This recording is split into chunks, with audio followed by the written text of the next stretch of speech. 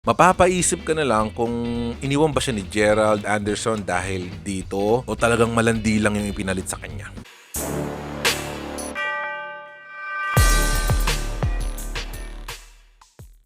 What's up YouTube? This is your boy G, back in another video. Today we're gonna review another film, Tagalog film that I just watched in Netflix, Eerie.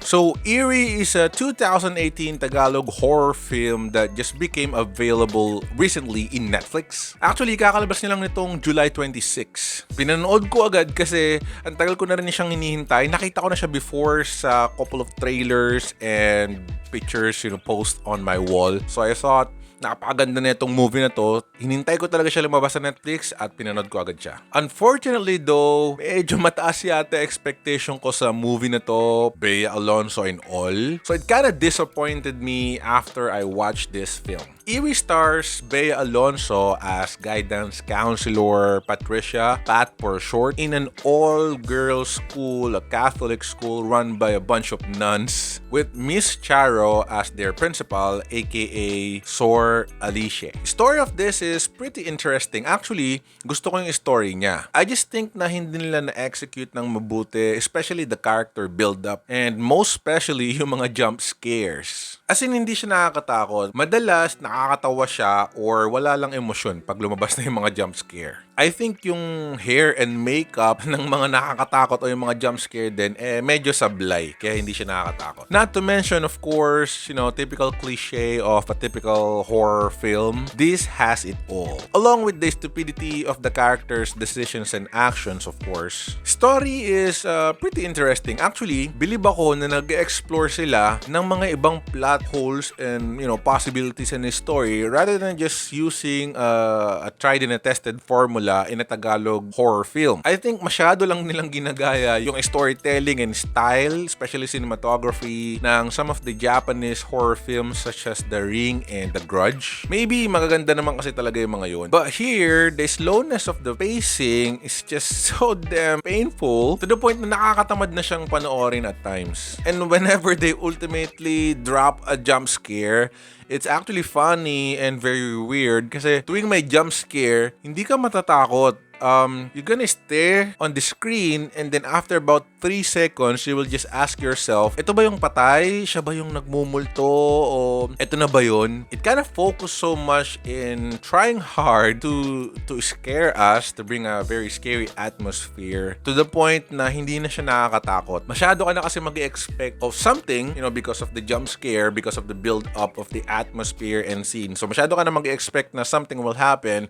Ultimately, you're not gonna be surprised. Wala na yung surprise factor. But setting and atmosphere of this is pretty cool. I like it. Especially yung mga uniforme ng mga batang babae o yung mga estudyanteng babae. It kind of reminds me of Japanese horror films again, like Sadako in The Ring or in her Origins film. As well as some other Japanese horror films, yung mga estudyanteng babae doon. Parang ganun sila. Black na black pa yung mga buhok nila ng mga rebonded o yung mga natural lang. They really look like a bunch of Japanese students. Cinematography is very cool. It's high quality again, mimicking a Japanese horror film. Yung direction lang, I think it can be better. Yung editing, yung camera movement, yung usage or volume ng sound effect and eerie music. I'm by no means, of course, expert on this kind of stuff, but I think I have seen enough movies in my lifetime na I kinda know kung ano na yung mas epektibo o yung mas effective na mga scenes,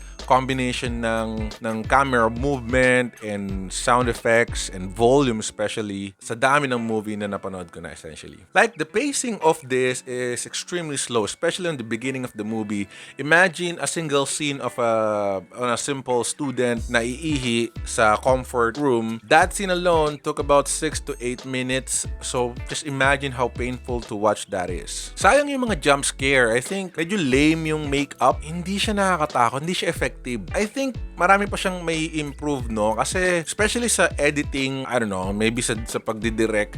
Kasi maraming times na yung jump scare nila o yung mga nakakatakot na moment, it's just too long, on the scenes are quite long in the frame. So makikita mo talaga yung makeup ng nakakatakot to the point na hindi ka na magugulat o hindi ka na matatakot, may scrutinize mo na lang na parang pangit yung makeup niya o ganun-ganere. Some scenes are also wasted here, I think. Merong eksena dito na paborito ko or supposed to be my favorite na si Bea Alonzo is on a room with a bunch of statues that are covered with white sheets, you know, yung medyo eerie feeling talaga.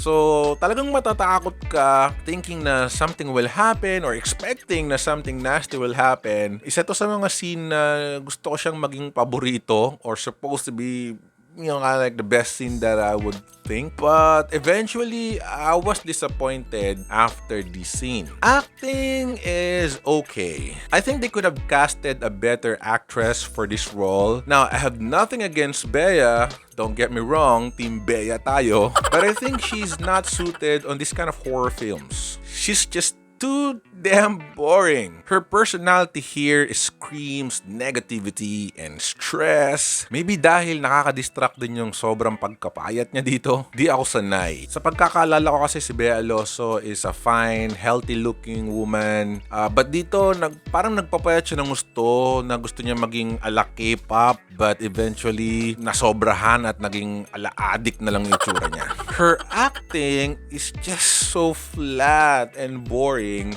Makakalimutan mo most of the time kung anong movie yung pinapanood mo. Kung Eerie ba o yung kasama niya si John Lloyd o yung kasama niya si Tony Gonzaga. Bakit parang ako pa yung may kasalanan? I know Bea Alonzo is a great actress. But this role, I think, requires a certain versatility, a caliber na hindi niya kayang ipakita. Mas nabilib ba ako actually kay Jake Cuenca being Jake Cuenca essentially. And of course, kay Miss Charo Santos, and even Maxine Magalona is good here. Bea's delivery on her lines just so damn boring and painful to watch, stressful to watch. Nakakainis siya minsan because you wanna like her, you wanna attach yourself to the movie and to the characters, but she's just so stressful to look at na pati ikaw madadamay ng negativity niya, and mapapaisip ka na lang kung iniwan ba siya ni Gerald Anderson dahil dito o talagang malandi lang yung ipinalit sa kanya.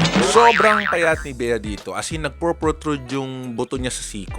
Feeling ko maraming babaeng nainggit sa kanya dito. But again, I like her better nung medyo malaman pa siya. I don't know kung yung ginawa niya tong movie na to may pinagdadaanan na siya with Gerald Anderson. Sabagay, kung cheater nga naman yung boyfriend mo o yung girlfriend mo o yung partner mo, ewan ko na lang kung di ka mga yayat, di ba? Kaya siguro ang healthy ng wife ko. Eerie gets a 6 out of 10 from me. I was just really disappointed kasi I'm super eager to see and, you know, watch this film eventually. After ko makita yung mga trailer, inantabayanan ko talaga siya sa Netflix just to be ultimately disappointed. Yung Matabatin, yung Indonesian horror flick na na-review ko previously couple of weeks ago on my channel as well. Go ahead and check it out if you want. I think that is better, if not, more enjoyable film to watch than this. To be honest, hindi nag-register sa akin maigi yung mga character dito. Yung mga character development is hindi siya effective for me. Like, I could care less kung mamamatay ba yung character na to o sino na yung mga napahamak. Most of the films, you know,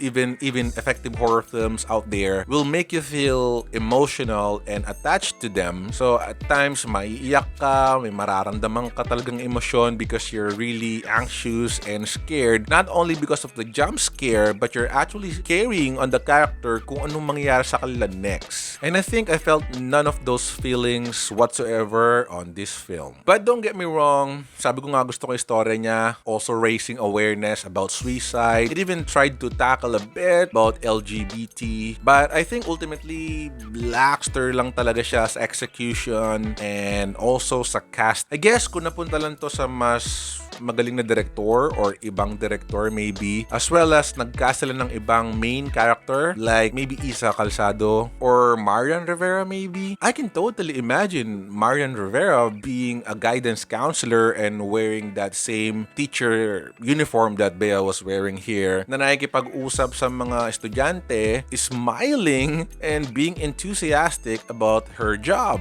You know, counseling and teaching, helping youngsters. Tapos lalatigoy niya lang bigla yung mga multo o yung mga kamultuhan o yung mga pasaway ng mga estudyante ala super mom. But seriously, I think Bea could have used a little bit of smile and happiness, enthusiastic on this film. I mean, hindi porket horror film yung movie na ginawa mo, palagi ka nang malungkot, not even smiling on your own picture. If she could have only smiled and be happy on some of the scenes, most especially in her interaction with other students and girls that she's trying to help, I think makakapag-build up pa yun ng enough emotional attachment para tayong mga audience and watcher will care more at talagang manonood at iintindihin yung bawat nangyayari sa bawat eksena. But overall, Eerie is an okay movie. Konting improvement pa, I think. And who knows, maybe maging katapat na natin yung mga Japanese horror films, Indonesian or even Thailand na yung gumagawa ng mga shutter ganun kaganda. Konti na lang, I think. Malapit na tayo sa ganung quality. That's all for today, guys. Thank you so much for watching again until the end. Click the like button if you like this video and don't forget to subscribe. I'll put up a lot of reviews in the future, but for now, thanks so much for watching and see you in the next one. Peace.